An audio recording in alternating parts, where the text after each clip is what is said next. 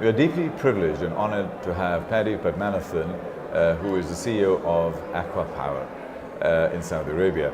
And as I was teasing him earlier on, what a well-kept secret, what an amazing company. And we'll do a deep dive into Aqua Power now. But we're sitting here on the sidelines of the Harvard Business School's Crossroads Summit, and we just had a wonderful animated session on connecting the dots in the GCC and how this can bring about change and transformation in the future. And we are here with an absolute rock star in Paddy. Paddy, welcome. Good to see you. Thank you. Delighted to be here. Delighted to be with you. Thank you for the moderation on the panel. Thank you, Thoroughly enjoyable. Thank you.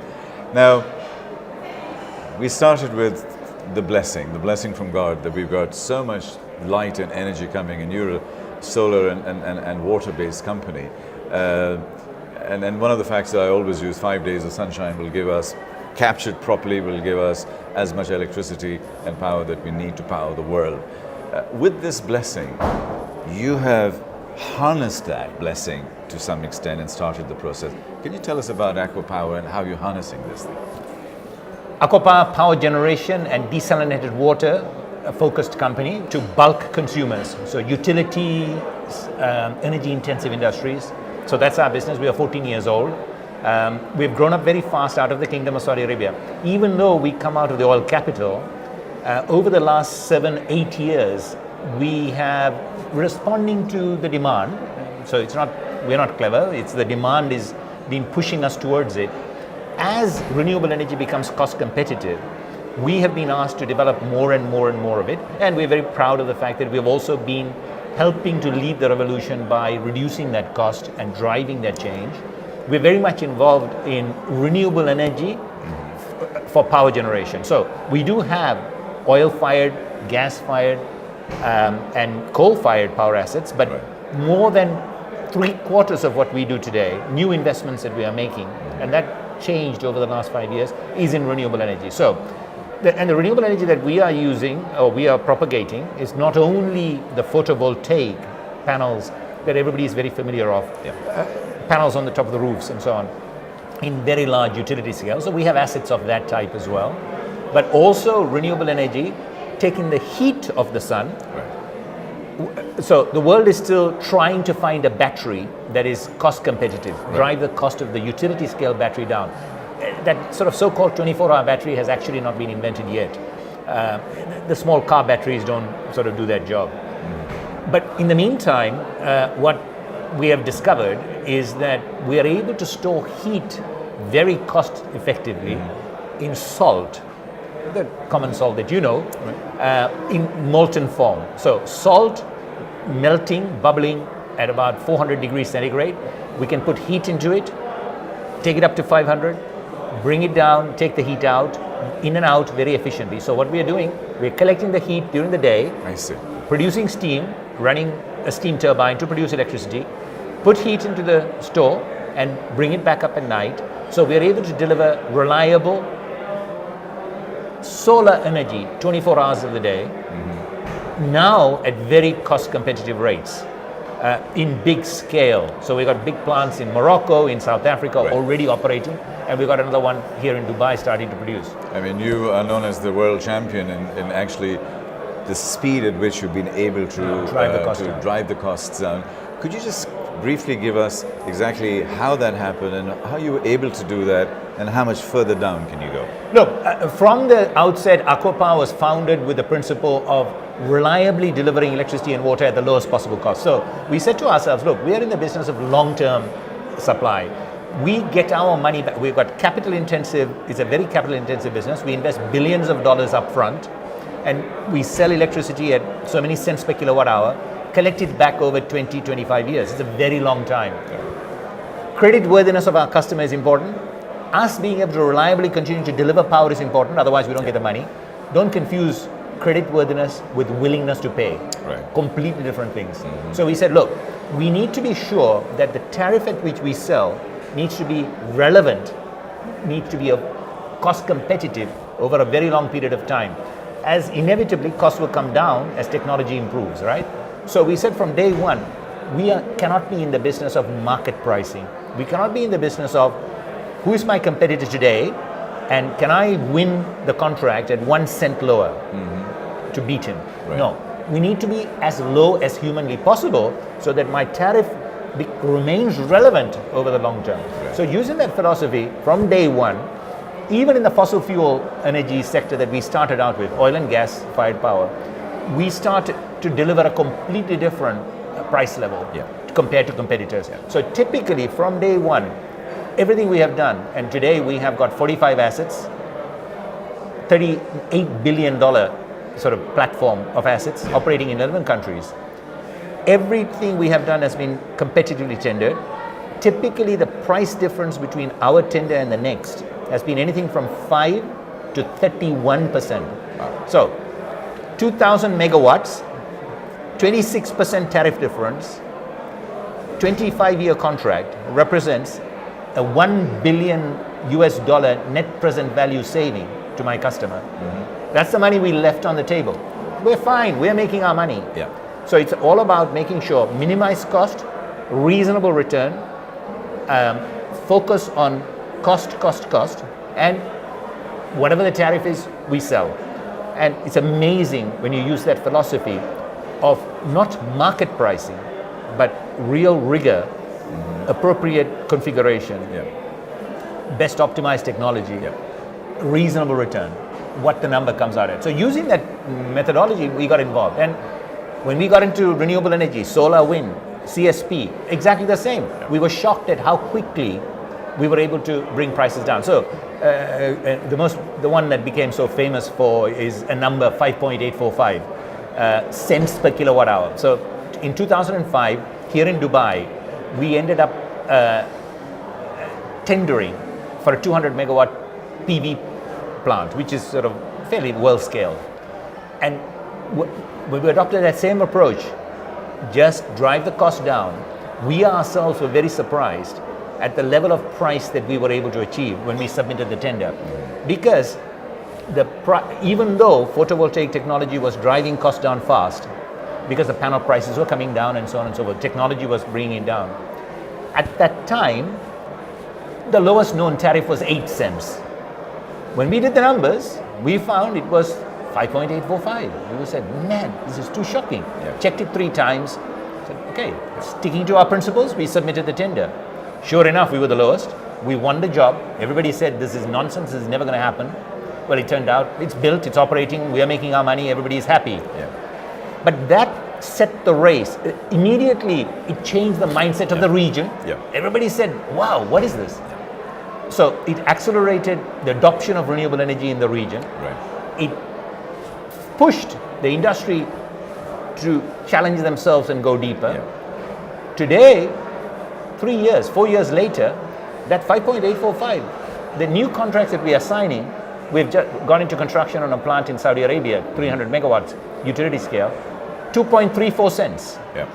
So look at how dramatically we have been able to bring costs down and accelerate the deployment of renewable energy, which is fantastic for 2 or 3 very different reasons. Number one, energy goes into everything we do. When we are walking, you're using electricity because the shoe you're wearing was made with it, and the replacement will be made with it.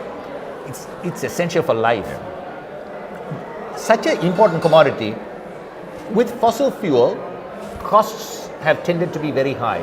On an average number basis across the world, for those of us who have energy, average cost of energy is something like, electricity is something like true cost, not subsidized, 12 cents plus or minus. We are talking about numbers that are now down at the 2-3 cents. So dramatic difference and the economic impact it's going to have. In that 12 cents of the fossil fuel price, 75% plus or minus is fuel cost, which oscillates every day depending on the market. Renewable energy, good Lord doesn't charge us for the energy, it's free. It's capex heavy, opex light, so that number is fixed, it doesn't change. So the fact that we are able to deliver at such a low cost at a fixed price has a huge economic transformative impact. Then the climate change issue.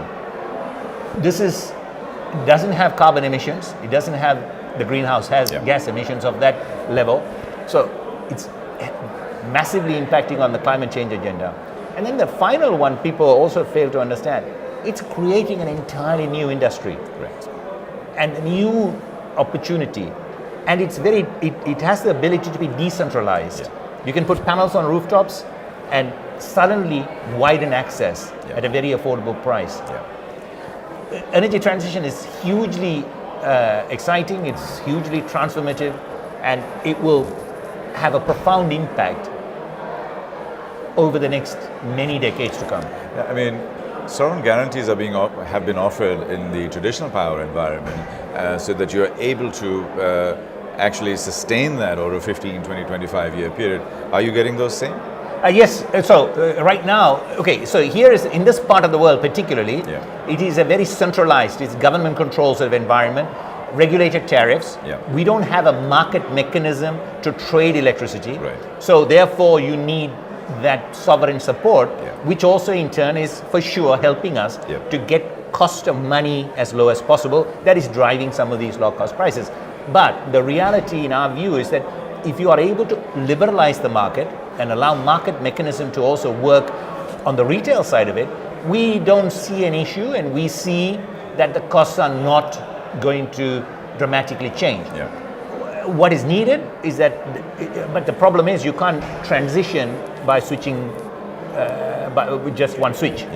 It's got to be done, inevitably it will need to be done over a period of time. Countries are starting to look at it. I am very convinced over the next 2 decades it'll happen. But it will be transitionary, but it'll happen. I'm trying to understand the financial modeling as far as power generation is concerned.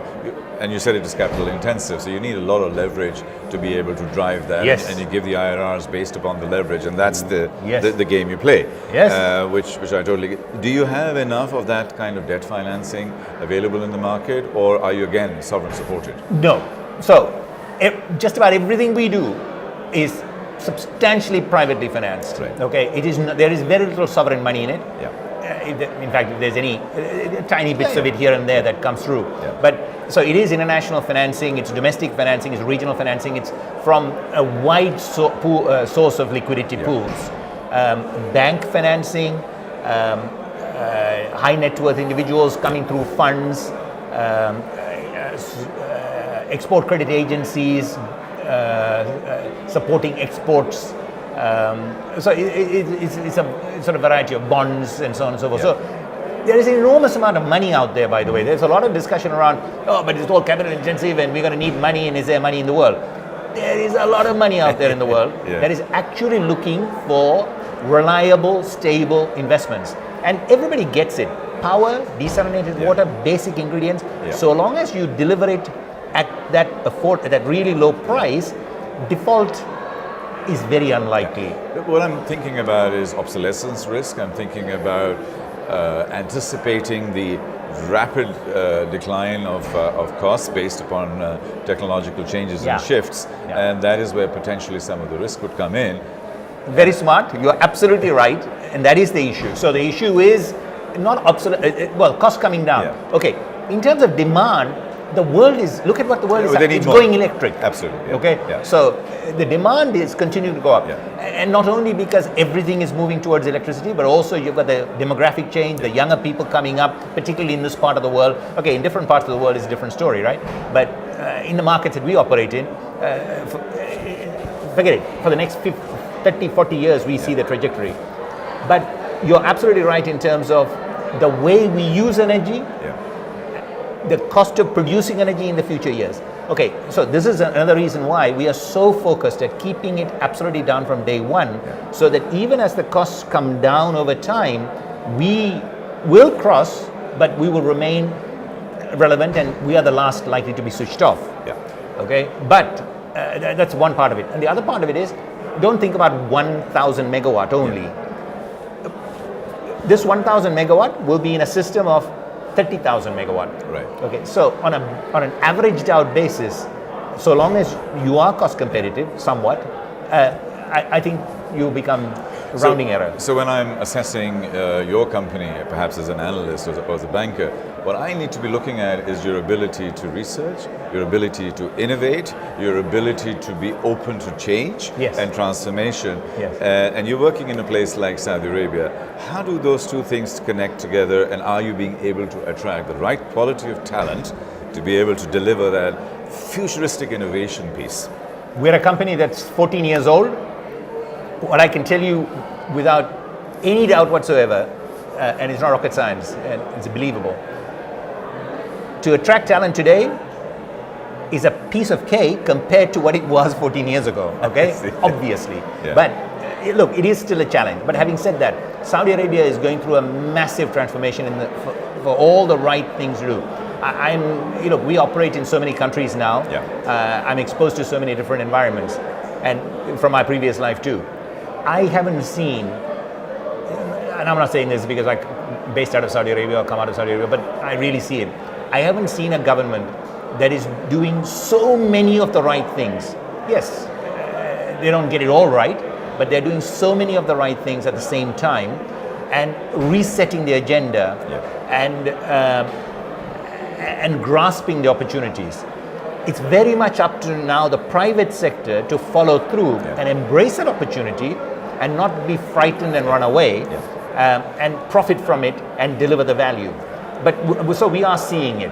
So I think all of the questions that you said as an analyst that you will be analyzing us with, as a professional analyst and a clever analyst, I'm sure you will also, when you do the research, you will recognize it.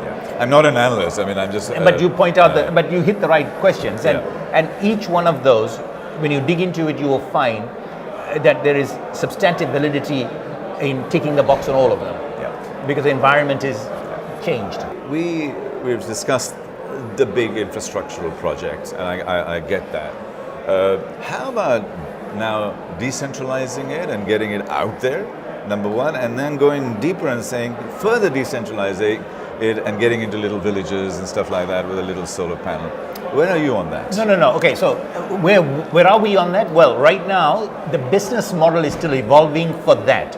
But because it's only just in the last maybe 3 years, 4 years, that individual solar panel and a reliable battery has actually come about at an affordable level. So you, up to now, what has happened is you've got the charitable foundations, you've got small business, small entrepreneurs who've gone out into India, Africa, Latin America, to villages and started to create a business model around putting it on top of roofs and leasing it and collecting it and pay-as-you-go kind of payments and so on. So there's a lot of innovation that is going on into that type of delivery model and the business models, but it's so far been very disaggregated and in small scale. For somebody like us to get involved, and we would like to, we need to develop business models that can deliver it at scale, because I think, and more value can be created to our customers by aggregating. So in time to come, I think that'll happen. But that is one of the transformative impact of this revolution. So we now have the 2 billion people out there who don't have access to electricity. There's a real possibility that they can have access at a very affordable level, at a very domestic level, in the middle of nowhere. Because we don't need this massive central power plants and long distance transmission and distribution network. We can put it on their rooftops and at a really, really cheap price. And that, for me, also is the other. So at this point, does it mean it's cannibalizing our business? Not at all. I think we will still continue to, as the industries grow, as economies grow, we'll still continue to, at the central places, need the power. But what's exciting also is that you're not going to leave these people behind. And from a sort of health, wealth, and happiness of nations, inclusive development, bringing these people along at their places of location will also have a lot of benefit. Also, I think, as time to come, now that we have solved the connectivity problem, everybody has got a mobile phone, even in the villages. Now we're able to charge those mobile phones and they can read and educate themselves at night with lights and cook and so on. The only last piece that we need to solve is find a way of giving them access to clean water without them having to walk 8 kilometers to collect dirty water. I am very convinced also over time, urbanization patterns will change, and the pressure on urban centers will start to become less, and so it's an exciting future as we go forward. Yeah, I mean, there are two parts to the way forward questions, in my opinion. One of them is obviously, I mean, our company is called MAD, which is about making a difference, and I see you making a difference in the lives of people by socializing it and by bringing about sustainability and looking after the climate. It's wonderful how all of this is coming together.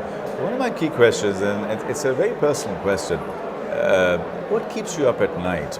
What do you worry about? Because in these times of absolute transformational change and with the Moore's Law curve going there, you can be hit from anywhere with zero cost electricity and stuff like that.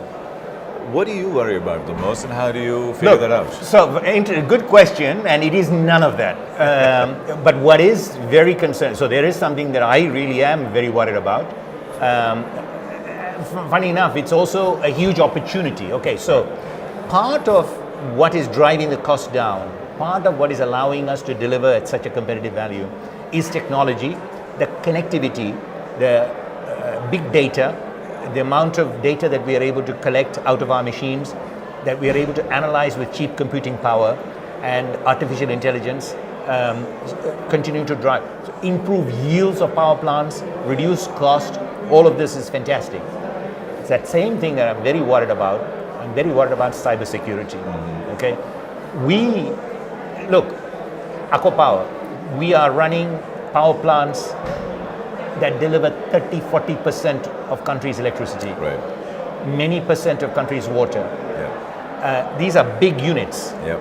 Yep. We work very hard to ensure that we remain secure, isolated, firewalls after firewalls, no wireline connections. But unfortunately, there is a community out there who are spending all their brain power in trying to figure out how to break in. So cyber security is the only thing.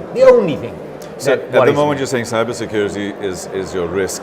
Where is the risk in terms of disruption through innovation? I'm very confident, just like we have been disrupting, just like we have been driving change, we will continue to stay on top of it, and we will continue to evolve.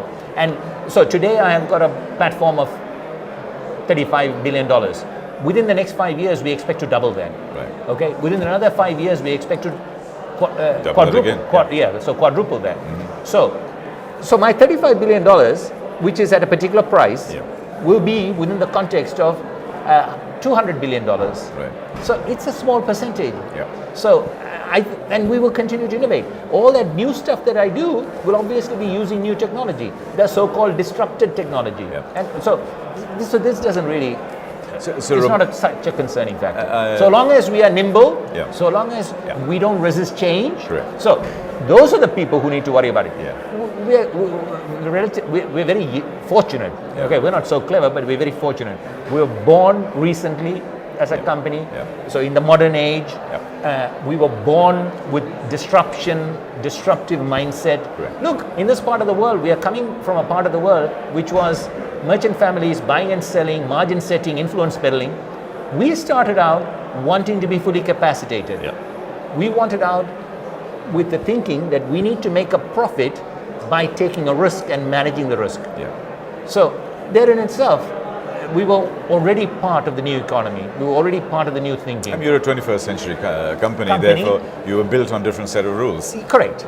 Simple. That is the right thing. So, look, I don't want to be overconfident, but I think we come with that different mindset. So I think there is a reasonable chance that we will continue to roll forward.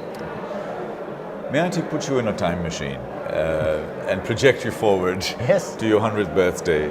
And we're celebrating your 100th birthday today, and you're looking back, and you're a young man, so you look back in 40, 50 years. 61 years old, but carry on. Very young. 61 is the new 41. But that's okay. I absolutely right. Yes, go on. But as you look back, what has Paddy achieved? What has Paddy set for the world to benefit from? How have you changed the world? How have you made a difference? Look, I've had a wonderful life. I've had a privileged life of